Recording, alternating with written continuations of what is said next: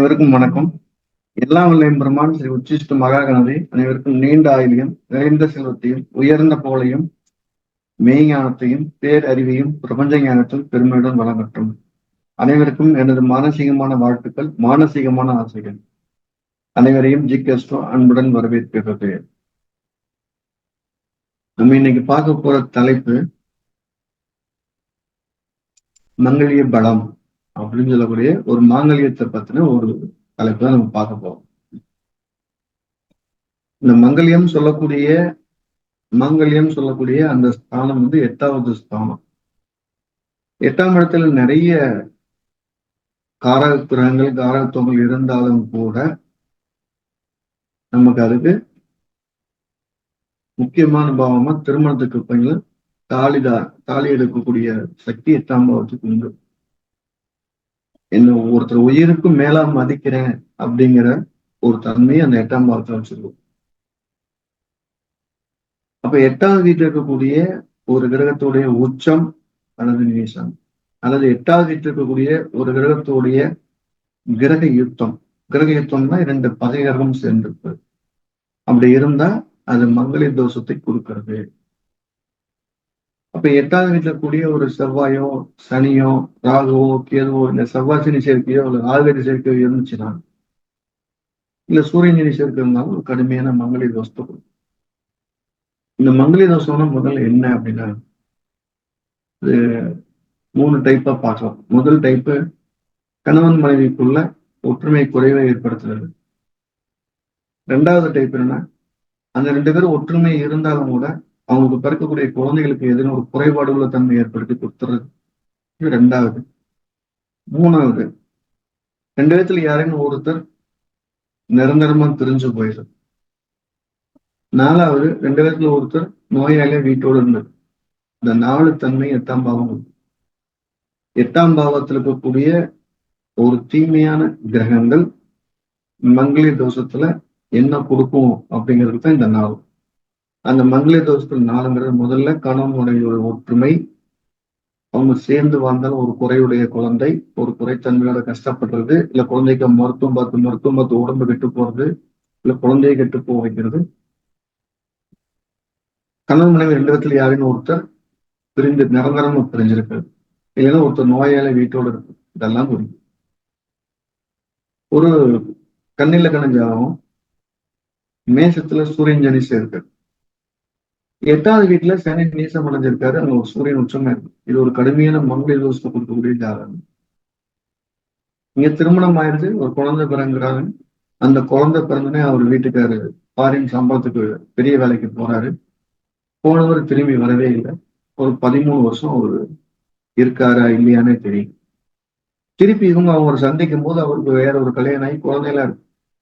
இவங்க ஒரு சிங்கிள் பேரண்டா இருந்து இந்த குழந்தைய காப்பாத்து. அப்படி மங்கல்ய தோஷங்கள் என்ன செய்யும்னா, ஒரு குடும்ப ஒற்றுமையில மிகப்பெரிய அளவில் தொந்தரவு. ஒரு வலிமையான ஜாதகம். ஒரு மகர லக்னம் 8வது வீட்டுல செவ்வாய் சனி ராகு சிம்மத்துல சேர்ந்திருக்கு. அந்த ஜாதகம் பிறந்த ஒரு குழந்தை வந்து ஒரு ஆட்டிசம் சைல்டா நீண்ட நாள் ஒரு மன வளர்ச்சி குறைந்த குழந்தையா ரொம்ப வருடங்களா அந்த குழந்தைய பார்க்கிற நேரமெல்லாம் அவங்க வலியோடு இருக்கிறாங்க. இந்த மங்கல்ய தோஷங்கிறது கணவன் மனைவியுடைய உயிர் பயத்தை மட்டும் குறிக்கிறது இல்லை, அது தெளிவு.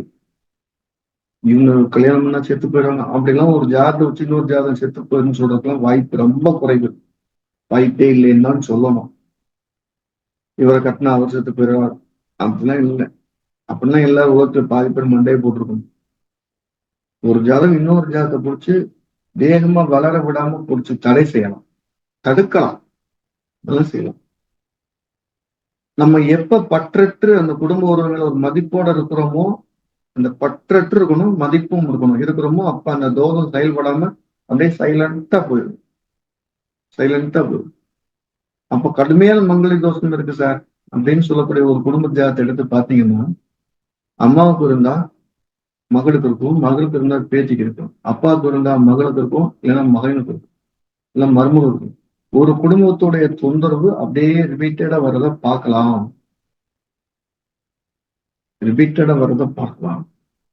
அப்ப அதை தடுக்கணும் அப்படின்னு நினைக்கும் போது அந்த குழந்தைங்க சின்ன வயதா இருக்கும்போது பக்தி மார்க்கத்துல மனசை ஈடுபடுத்த சொல்லுங்க. அப்பதான் அடுத்த ஜெனடிக் அது போகாம தடுக்க முடியும். நிறைய தீபம் போட சொல்லுங்க. கோயிலுக்கு நிறைய தானம் பண்ண சொல்லுங்க. தானம்ங்கிறது உணவு அன்னதானம் தான் சொல்லுங்க. முகம் தெரியாத நம்மளுக்கு பசிக்குதுன்னு சொன்னா சாப்பாடு வாங்கி என்ன முடியுமோ சாப்பிடும். என்ன சாப்பிட விரும்பி சாப்பிடும். இந்த 2 நாளை மட்டும் நம்ம அதிகப்படியான தோஷத்தை குறைக்க முடியும். எப்ப கோயிலுக்கு போனாலும் வெறுங்கையோடு போகாம கொஞ்சம் பழங்களோ இல்லை ஸ்வீட்டோ இல்லைன்னா ஏதோ ஒரு சாதம் எடுத்துட்டு போய் அங்க வாசல்ல ஏதேனும் ஒருத்தன் உண்மையிலேயே உணவுக்கு வலிமையோடு இருக்கக்கூடியவங்களுக்கு கொடுங்க. சிலர் சாதத்தை வாங்கி சும்மா டப்பா டப்பா வச்சு வெளியே ஊத்துறாங்க. இந்த மாதிரி இல்லாம பசியோடு இருக்கிறவங்க இல்ல உங்க ரோட்ல யாராவது பசியோடு நடந்து போயிட்டு இருக்காங்க சாப்பாடு வேண்டாம் சாப்பாடு வாங்கி பொருளா தானம் பண்றது ஒரு பொருளை அல்லது பணத்தை தானம் பண்றது அவ்வளவு நல்லதில்லை. அது ஒரு பெருமையான இருக்கலாம். ஆனா அன்னமா தானம் பண்றது மகா புண்ணியம். அதுல எந்த டவுட்டும் பட வேண்டாம். இல்ல நல்ல வெயில் காலம் வரப்போகுது. ஒரு கம்பெனி வாசல்ல நீர்மோர் கொடுக்கலாம். அந்த மனசும் வயிறும் குளிரும் போது அந்த மங்கள தோஷம் கொண்டு அப்படியே விளக்கு அடிக்கும். நிறைய கோயில் பரிகாரங்கள் இருக்கு மங்கள தோஷத்துக்கு. ஏற்கனவே 2-3 யூடியூப்ல சொல்லியிருக்கு. முதல் கட்ட வழிபாடாக இதை செஞ்சா போதும். தீபத்தை போடணும். சின்ன வயசுல இருந்தே இந்த ட்ரெயின் பண்ணணும். ஒரு ஒரு பெற்றோருக்கு இருந்தா பிள்ளைகளுக்கும் இல்ல பேரம்பேற்றிருக்கோ அது அப்படியே டிராவல் ஆகும். அது நம்மளுக்கு நடைமுறை திருமணம் கொடுத்த ஒரு புத்தகத்துல இந்த வார்த்தையை நான் எழுதியிருப்பேன். பாட்டிக்கு இருந்துச்சு, மகளுக்கு இருந்துச்சு, பேத்திக்கு இருந்துச்சு, பேத்தியோட குழந்தைக்கும் இருக்குங்க. அது ஒரே மாதிரி கேரக்டரா போடுவாங்க. அந்த 8ஆம் பாவம் இருக்கு. ஒரு வழிய அப்படியே கொடுக்கணும். அங்க இருக்கக்கூடிய பாவகரங்கள் தான் அதிக வலியை கொடுக்கும். சுபம் இருந்துச்சுன்னா வரும், எடுத்துக்காட்டும், சொல்லிட்டு போயிடும். பெரிய காயம் இருக்காது.